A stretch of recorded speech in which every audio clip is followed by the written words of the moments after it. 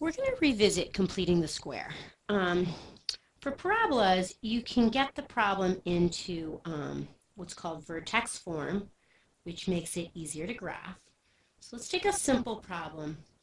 And what we would do in this is we would want to move all constants to the other side. So we're going to move this 39 over. And we're going to have x squared minus 10x, leave a space, equals 39. Now what we're going to do, if you remember, is we're going to take this middle term and we're going to divide it by 2. And we're going to square it.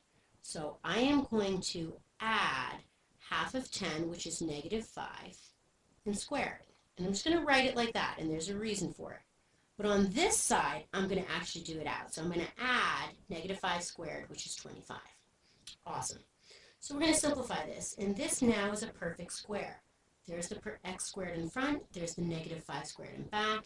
So we're going to have x minus 5 all squared, and it's going to equal the combination here, which is going to be 64.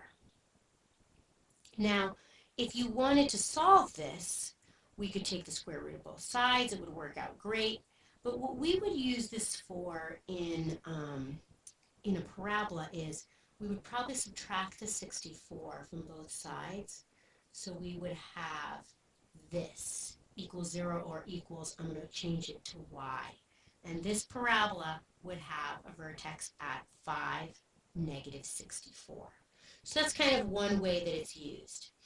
Now, we're going to really use it for circles and ellipses and hyperbolas. And this looks a lot different than what we're used to. We're going to need to get our x terms together. We're going to also need to get, let's use a different color, our y terms together. What's the same as before is the constant needs to go. So let's ditch the 5 by subtracting 5 from both sides. And let's rearrange these terms, leaving a space to complete the square. So x squared minus 10x, leave a space, plus y squared plus 8y, leave a space, equals negative 5. We're going to complete the square for both of these. So we're going to check out the middle term. I'm going to take this negative 10 and I am going to divide it by 2. So I'm going to get negative 5 and I'm going to square that. So on this side of the equation, don't forget, I'm going to be adding negative 5 squared, which is 25. For the y terms, let's change the color to orange. We're going to again take half of the middle term. So half of 8 is 4. And we're going to square that. Don't forget to add it to the other side. We added 16 to this side. We're going to add 16 also to this side, so everything is equitable. Now we're going to rewrite them as perfect squares. So the x ones turn into x minus 5 squared. If you FOILed this out, you would get that minus 10x in the middle, plus the y's are going to be y and the plus 4 squared.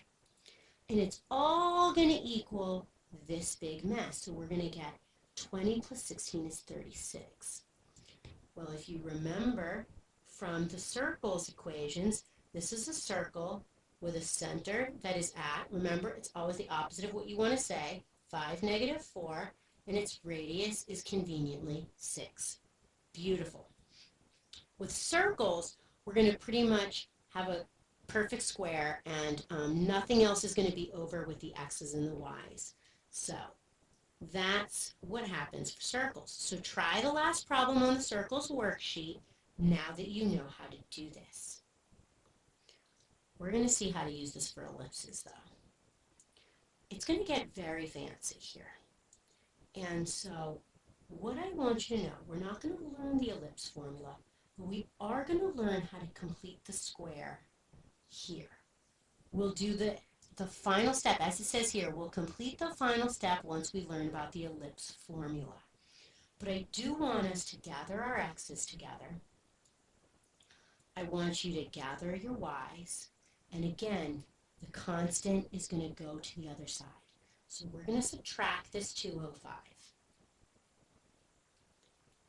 And we're going to clean this up by getting 4x squared minus 16x. I'm going to leave a space. Don't worry, there's like an extra step. Plus 9y squared plus 90y. And it's all equaling negative 205 right now. This is going to become positive in order for this to work because we're going to be adding huge amounts to this other side. What I need for us to do before we complete the square is we need to get rid of this 4 in front. We need this to just be x squared. So I want you to divide by 4. And we've got x squared minus 4x. And I want you on the other side of this equation to do something for me. We're going to be adding 4 times some stuff. See how this 4 is out here? I'm going to explain a little bit more about why there's a 4 out here. Then we're going to start cleaning up our y's. So let's just start with this 4 here. X squared minus 4x plus, take half of your middle term, which is negative 2, and square it. Awesome. Now normally we would add this 4 to this side, so we would add 4 to this side, except you're not actually adding only negative 2 squared, which equals 4. See this guy out front? Technically, it's getting multiplied by this. So you're not just adding 4, you're adding 4 times 4, which is 16. I know it sounds complicated. We'll go over it in class. So you're going to always write whatever it is you wrote here, you're going to write it over here so you don't forget. And now we're going to add negative 2 squared. We add negative 2 squared. We're going to do the same thing for the y's. We're going to say, let's divide out a 9, and we're going to have y squared plus 10y. And so we're going to add, half of 10 is 5 squared. When we go to add it on this side, don't forget your 9. And now you're going to add 5 squared, which is 25. This whole mess is going to turn into this. 4 times x minus 2 squared. We completed the square so we could write it nicely. Plus 9, y plus 5, all squared. And it's going to equal this whole mess. It's going to equal negative 205 plus 16 plus 225. This whole mess, when you clean it up, actually equals 36, which is really nice. So our final answer for now is x is 4 times x minus 2 squared plus 9 y plus 5 squared equals 36. And we will learn the next step when we go to learn about ellipse formula. But if you take a look, this 4 and this 9 and this 36 have some things in common. This is going to turn out to be a really great problem. I want you guys to try, and I'm going to subtract this 480 already for you, 481, and I'm already going to separate it for you, 25x squared minus 250x plus 16y squared plus 128y equals negative 481. You are going to need to build in your spaces and try and solve this. I am going to leave this for you, and we're going to go over it in class tomorrow.